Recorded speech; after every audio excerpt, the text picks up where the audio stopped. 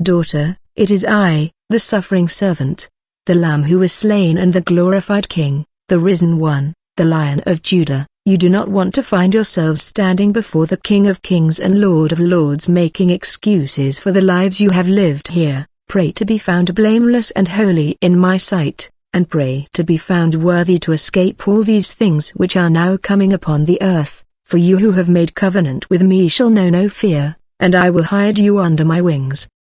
In order to be called one of mine, to be my elect and my chosen, my set-apart ones and my royal priesthood, you must desire to join me in the fullness of who I am. Those who know me intimately must not only pray to join me in my sufferings, but seek me there earnestly. It is not possible to truly know me in the fullness of who I am, unless you are willing to embrace all that I endured. You cannot have the glorified life without the crucified one. To only seek my glory and my joy robs you of the deeper understanding of the love that was required in my sacrifice on the cross, and it limits you from attaining the unconditional love for my lost ones that I require my chosen ones to embody. My resurrection is only part of the journey.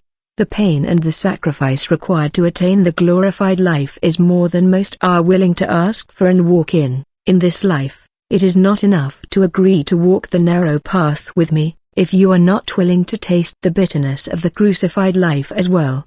Pain and suffering bring about humility. Can you have come in complete covenant with me and choose to start in the garden of sorrows first, joining me in my agony, and then continuing on my road of Calvary to the ultimate display of unconditional love the world has ever known? This is what is pleasing to my heart. This is the crucified life, a life of selflessness, a life of surrender.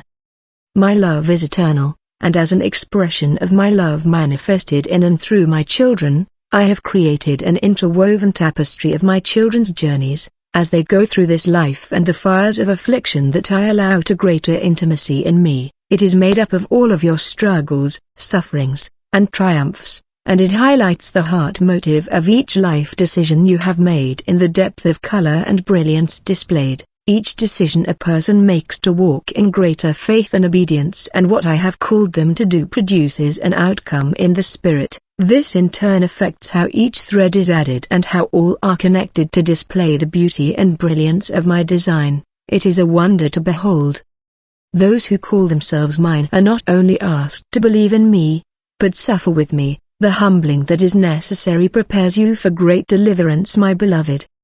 Through your pain and suffering, I am giving you one last opportunity to circumcise your heart, before I come fully to indwell you. There is one last surrendering that needs to take place, wherein you lay down absolutely everything in your heart that is not in alignment with me, in order that I pour into a pure and holy vessel. There must not be any more self-lingering in you, no wrong attitudes towards what I am allowing, no complaining, no self-pity and no likes or dislikes, opinions or remarks that come from the flesh. Your flesh is being stripped completely to prepare for the imminent filling of my presence, in order that my design is carried out in you, once and for all. Lay down your deepest and most intimate cares and concerns, especially for this vessel, your body and my temple, as it will be made new, and I will not allow any harm to come to you that is not for your better interest and for my glory. Do not strive against the process of this labor, rather rejoice in that if I cause you to labor,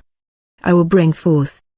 I see your journey from a perspective that you are not able to completely understand now, but, very, very soon you will understand the suffering in this life. I have given you parts of the bigger picture, a glimpse into the reason and the meaning behind why there must be suffering while you are here. But, as my spirit comes to pour out in full measure, your spiritual eyes will see clearly, and you will rejoice in that you suffered well. For those who have suffered much, I am here. I have always been here. I have not only walked beside you through this life, but I go before you. I am your rear guard. I hedge you in on all sides, but most importantly, I'm within. And why the experience of my set-apart ones is tailored in such a way that mastery may be achieved, in order that you overcome not only self and this vessel, but this realm. There is a discipline that must be followed, as you walk in obedience. The only way to reach the level of mastery required for greater intimacy is to have a series of experiences that give you opportunities to make choices to rise above as you fully surrender, to deny self and flesh, to learn to command your spirit mastery over your soul and to become resilient to anything that is presented here. To each experience, you are to apply the teachings found in my word. I tell you often enough, it is always about your choice in what I present to you. In that choice, you will either grow and move forward, or you will repeat the lesson until it is mastered before moving to the next level. Resilience does not mean to become hardened or numb to the suffering, rather it is the higher call of the most high race that is meant to be run and run well.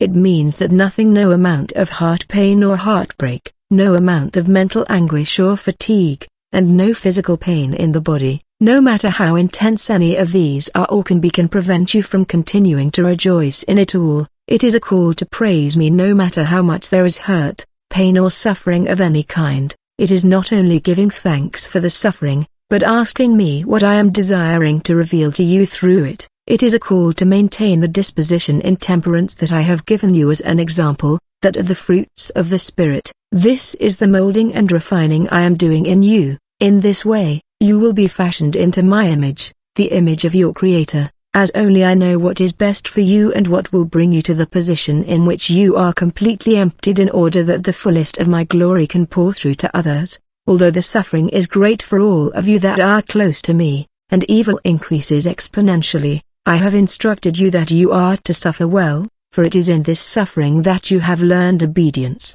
that your faith has been increased, and that you set the example here of what it means to walk the crucified life, yet display the glorified life as I did when I walked this earth. Nothing you can suffer here compares to the suffering I endured. A servant's heart is what I have taught you, even in the midst of your suffering, especially in the midst of your suffering, for you see, I have strategically placed those around you in various relationships, whether they be family members, co-workers, acquaintances that need to see you suffer well, because it will be the only way they see me. My understanding that in the suffering I allow while incarnated here, you grow in great intimacy and maturity in me. It is here in this place of humility, contriteness and brokenness that I pour out my spirit and counsel you in my ways, giving you the understanding, wisdom, revelation and knowledge of the kingdom that otherwise cannot be attained. To suffer as I did brings great joy to you who understand the deeper meaning of why you have come here and the great purpose you have in furthering my kingdom and giving me glory.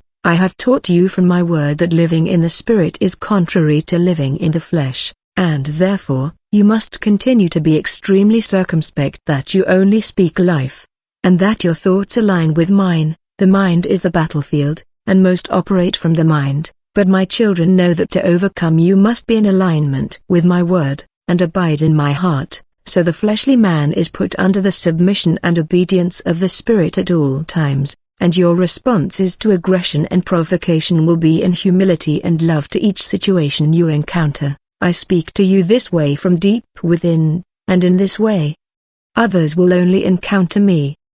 There is a price to pay, yes, for following me and for walking in obedience. Suffering in this life may not seem to bring a desirable outcome from your perspective, but it is the heart in the suffering that I see. I see all of you who are my hidden but fierce warriors, you who are no one to the world, you who suffer alone and without physical comfort from another, you who suffer long, hard, and much. Let me assure you, my beautiful ones, if you are not completely aligned with me and my will for you, not only will your course be altered, but so will all those who you are in relationship with be altered as well. Paradigms shift and frequencies are increased or lowered as my people either respond or hesitate to my instructions. Do not get in the way of what I am trying to do in those closest to you.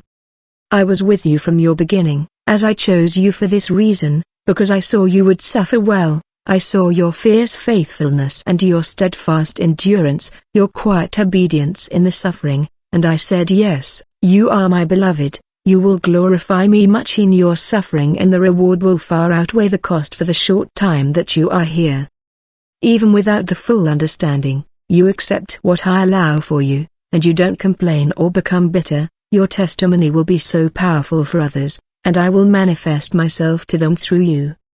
I am always with you in your sufferings, and I sit with you in the ashes. Will you praise me and continue to walk in greater faith, even in affliction?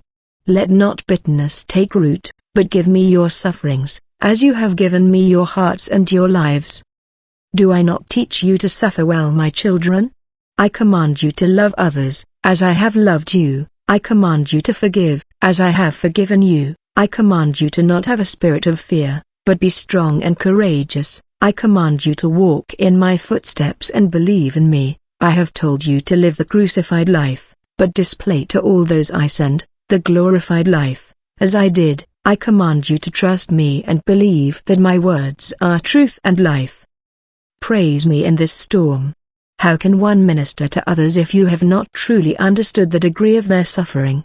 It is the Spirit that gives life, the flesh profits nothing. I never said this was an easy road, the way of the Master. That is why the way is so narrow, and so few find it. There is so much to be learned and so much to be gained through the surrendering during your suffering here.